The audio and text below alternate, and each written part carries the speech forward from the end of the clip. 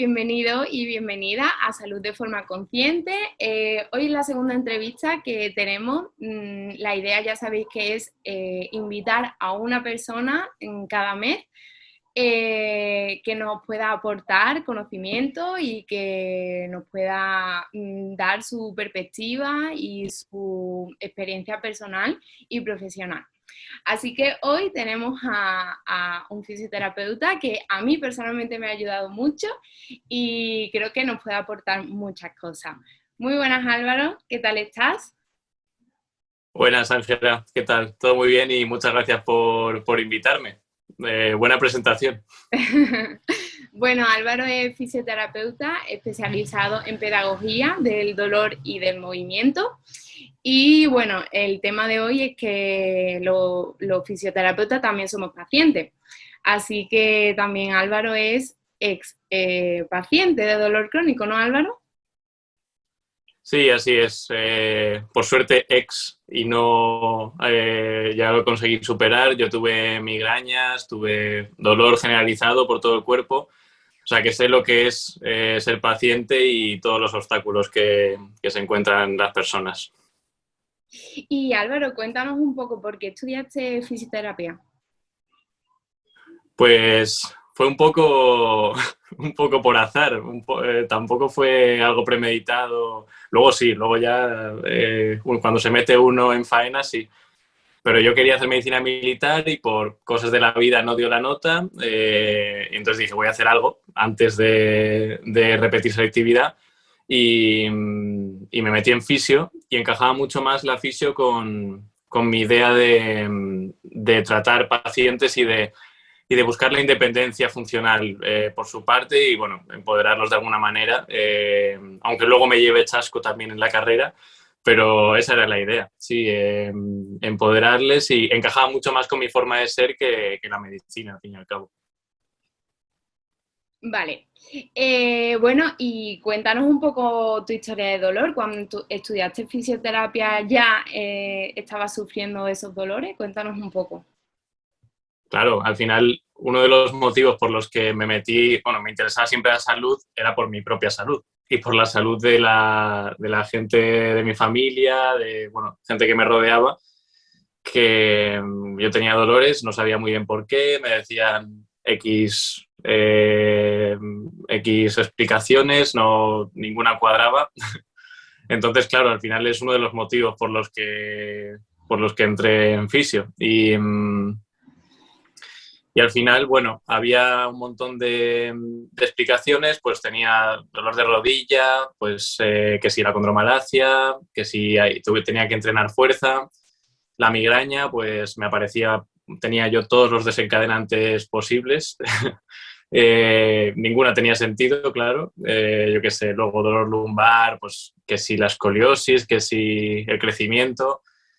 Y al final te hartas de todas estas cosas y dices, es que, ¿qué hago? No puedo hacer nada. Y entonces, como la fisio me pillaba muy de cerca, pues empecé a estudiar más, interesarme más por el tema del dolor, hasta poder entenderlo y poder salir de ese bucle y de ese infierno que es un horror.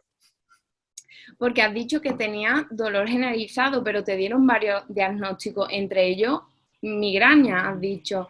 ¿Llegaste a limitarte a nivel de alimento, a evitar ciertos desencadenantes? Sí, al final es que el organismo es un conjunto, ¿no? Y entonces si tú empiezas a... Y además cada vez va a haber más. Cada vez hay más desencadenantes y llega un punto en el que, pues yo qué sé, pues el chocolate, que si, no sé si tanto alimentos, pero un montón de situaciones que no podía yo realizar, de deporte, de que si un día voy a trasnochar, pues cuidado, ya sé que va a aparecer la migraña, muy limitante en todos los sentidos y al final sin ninguna justificación como tal. Claro. ¿Y cómo te sentías tú cuando veías que no iba mejor, que buscaba explicaciones, que hacía todo lo que estaba de tu mano, pero no había mejora? ¿Cómo te sentías? Al final muy desesperado. Es una frustración porque dices, "Jolín, estoy haciendo todo lo que me dice casi viviendo como un monje, te limitas un montón de cosas, un montón de actividades y aún así no mejora los síntomas. Entonces dices, joder, en plan, luego también sientes entre frustración, la desesperación porque no hay solución y luego la culpa. Al final hay como pues un sentimiento de culpa de que, joder, pues macho, o estoy mal hecho o algo malo pasa por aquí. Así ¿Te, que no, ningún sentimiento agradable en ese proceso. te llegaste a sentir culpable de tu dolor? Sí, claro. Es decir, porque a ver, no es tanto que yo me sintiera culpable, sino que, claro, si los expertos y los profesionales no encuentran una solución y no funciona nada, pues será que algo malo hay en mí. Esa es la conclusión a la que llegas y también te lo dicen los profesionales, de, pues mira, o los más honestos te dicen, o no sé cómo puedo ayudarte, o los más deshonestos o que conocen menos te dirán pues que será psicológico o que, claro, bueno, pues es que no están haciendo lo que te estamos diciendo, tal, y ya está. Ahí te quedas con una mano delante y otra detrás. Vale, y Álvaro, yo aquí en este canal de YouTube he subido un vídeo en el que hablamos de los tipos de dolor, empezamos a hablar un poco del dolor con daño y del dolor sin daño. Los dolores que tú sentías, mm, ¿lo clasificarías en dolor con daño o en dolor sin daño? Hombre, a ver, eso se responde casi solo, pero me acuerdo cuando vi ese vídeo tuyo dije, no sé si se va a poner a hablar de dolor neuropático, dolor tal. No, era dolor con daño, dolor sin daño. Pues al final era todo dolor sin daño, obviamente. Yo además no había tenido ninguna lesión, vamos, yo no he tenido casi nunca lesiones, lo cual me sorprendía porque, jolín, además porque me decían, también es porque tienes que estar fuerte y yo estaba muy fuerte, pues eso, de las piernas, de la espalda, de todo. Y a natación también, venga, de todo. Entonces, claro, no, realmente, obviamente que era dolor sin daño, lo cual no significa que sea menos invalidante. Totalmente. O sea, pero que nadie te llegó a explicar que era posible que sintieses un dolor sin que haya un daño físico. Que va, que va, que va. Eso, vamos, de hecho lo dices hoy en día y es un poco tabú, ¿no? Parece, bueno, igual que puedes tener miedo sin peligro, ¿no? Y eso no nos parece algo raro. Mm. Vale, y a día de hoy, Álvaro, ¿podemos decir que te has recuperado al 100% de esos dolores que nos cuentas? Sí, de lo que es el dolor al final, yo no tengo, bueno, si me hago daño, sí, pero de lo que es un dolor así que no tenga una explicación y que no lo entienda, pues ya sea una resaca sí, pero no de cualquier otra cosa no hay ningún dolor y no fue sencillo, es decir, ese proceso porque al principio, como yo, bueno, al final sabía tanto de fisio y tal, dices, joder, y no consigo solucionar este problema mío, y es como, a ver, algo pasa aquí. Pero por eso fui viendo a ver qué obstáculos hay en ese proceso de desaprendizaje, se podría decir, pero a día de hoy no hay dolor. O sea, me alegro mucho. Y bueno, para los que se sienten identificados y bueno, contigo ahora mismo, cuéntanos qué hiciste, si pediste ayuda, cómo crees que lo has llegado a conseguir, o bueno, cómo lo has conseguido. Ujú. Pues autodidacta total, si te soy sincero, porque al final, bueno, autodidacta con un montón de ayuda externa, pues de Arturo Goicoechea, de Maite Goicoechea, aprendiendo un poco de ellos, pero luego yo solo al final, ¿qué es el valor que tiene la pedagogía en neurobiología del dolor? Pues que tiene ese poder de darle justamente esa libertad y ese empoderamiento a las personas para que puedan solucionar el problema ellos solos, ¿no? Sería la idea. Entonces, fue un proceso de aprendizaje, de ver qué funciona, qué no. Si, por ejemplo, si me tengo que exponer a ciertos desencadenantes con la migraña, por ejemplo, funciona que lo haga pues enfadado con el síntoma, enfadado con el organismo, o funciona más bien un enfoque un poco más gradual y con paciencia y tal.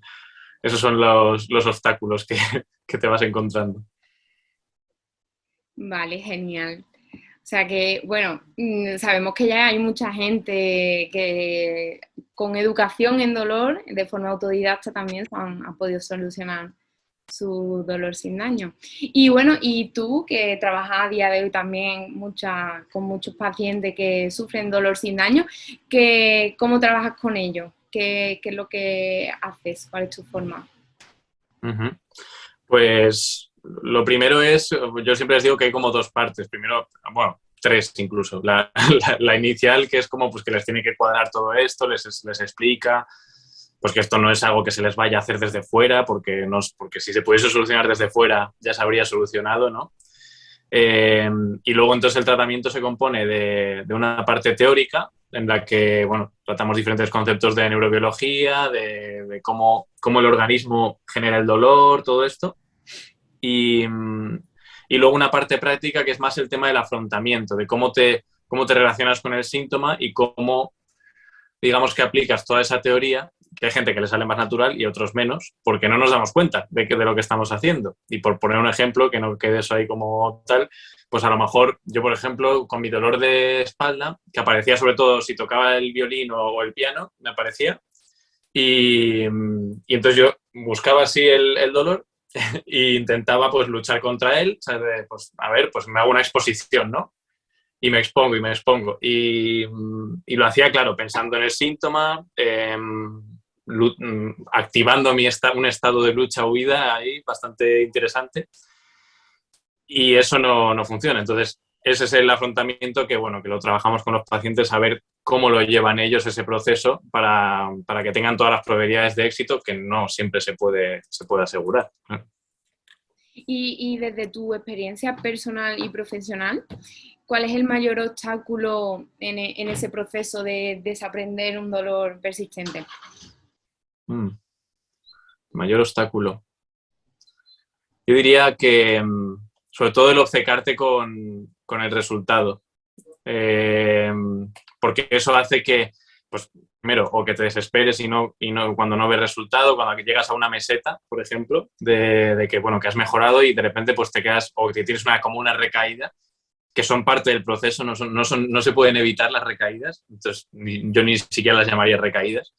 Pero claro, si estás muy centrado en el proceso es muy difícil mantenerte en el proceso. Si te obcecas con el resultado, perdón, es difícil porque o te desesperas o te enfadas, te frustras y no te mantienes en el proceso. Entonces ese sería para mí el mayor obstáculo. ¿A ti te pasó? ¿Tú te centraste mucho en el obstáculo o sin darte cuenta a medida que ibas adquiriendo conocimiento empezaste a mejorar?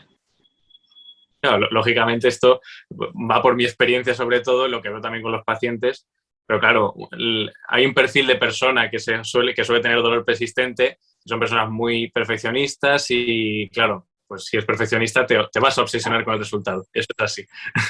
Entonces, claro, yo me obsesioné y eso me limitó el progreso porque no te centras en realizar ninguna actividad externa, sino que estás todo el rato pensando en el síntoma y a ver cuándo aparece y a ver si ahora disminuye, tal. Entonces, lo tienes todo el rato presente. No es como, yo sé que hay mucha gente que lo puede hacer, que es como, pues me olvido y ya está. Bueno, pues con el dolor persistente es complicado, se generan un montón de bucles en ese sentido. Ya. Vale, y para las personas que nos están viendo ahora mismo y que se sienten identificada contigo, ¿qué le dirías? ¿Con qué cosa te gustaría que se quedasen ahora mismo? Uh. Pues son preguntas muy, muy selectas.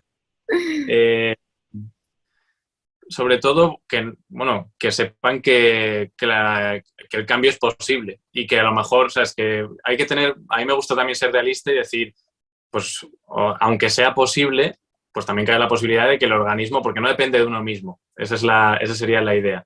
Depende de uno mismo en cierta manera, pero sobre todo que el objetivo sea que no te impida hacer las actividades del día a día y luego ya el cerebro hará su trabajo y desactivará la alarma cuando considere oportuno. Porque lo que te digo, si nos obcecamos con el resultado y con a ver cuándo desaparece el dolor, a ver cuántos días de dolor he tenido este mes, nos vamos a quemar y va a ser menos probable que consigamos ese objetivo, curiosamente, porque en esta cultura parece que si nos obcecamos con un resultado, lo conseguiremos antes. Bueno, pues en este caso tiende a ser lo contrario. Exactamente. Entonces eso, paciencia. Y cuéntanos dónde trabajas y dónde te podemos encontrar. Pues yo ahora mismo trabajo en Madrid, en una clínica que supongo que pondrás ahí en la descripción datos, y luego en redes sociales también, lo mismo, Gitter Fisioterapia. Y ahí estoy, también hago sesiones online para, por si es necesario, pero presencial estoy en Madrid, básicamente. ¿Y qué objetivos tienes este año que te plantea o que viene próximamente? Pero justo lo hemos estado hablando antes. O sea que, a ver, pues luchar un poco contra los demonios internos eso para mí, en cuanto a mí, de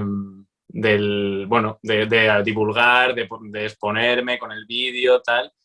Esto es una forma de hacerlo, no es como mío, pero también me ayuda. Y seguir ayudando a personas con este tema. Al final, bueno, esto es un poco spoiler, pero pues voy a querer escribir un libro para ayudar, para justo como aunar toda esa experiencia y conocimiento, la teoría y la práctica de conseguir desaprender un dolor. Entonces, son buenos objetivos para un año, yo creo. Bueno, hombre, muchísimo. Para mí escribir un libro siempre lo he pensado como súper complicado, pero bueno, ahí estaremos esperándolo para leerlo, por supuesto. Y en eso precisamente me hace gracia porque lo voy a comentar, que he comentado antes que me habías ayudado mucho y en eso precisamente lo que tú quieres trabajar este año es en algo que tú me has ayudado mucho, en estas conversaciones que hemos tenido alguna vez. Así que, bueno, te animo a que lo hagas y seguro que vas a tener mucho, mucho éxito. Sí, claro, es que yo tengo consejos para los demás, pero para mí es más difícil. Claro, esto totalmente de acuerdo. Vemos las cosas diferentes desde dentro, desde diferentes perspectivas. Pues bueno, Álvaro, para despedirnos, siempre me gusta que me digáis una frase con la que os quedéis y un porqué de esa frase. Vale, a ver, esta la tengo que pensar, porque es importante. Para los pacientes, ¿no? Bueno, para las personas con dolor. O para la vida. Para la vida. Bueno, a mí últimamente estoy pensando mucho en una frase que me encanta, que es que algo, ¿sabes? Bueno, que algo tenga la etiqueta de crónico no significa que sea para siempre. Pues mantener un toque de esperanza, ¿no? Para esa persona que está en este proceso porque, jolín, porque merece la pena vivir la vida y además se puede vivir sin dolor y sin síntomas pues que te la hacen más difícil de disfrutar. sería la idea. ¿Bien? Final y muy buena conclusión para el final de esta entrevista. Así que nada, espero que os haya gustado, espero sobre todo que os haya ayudado y nos vemos en el próximo vídeo.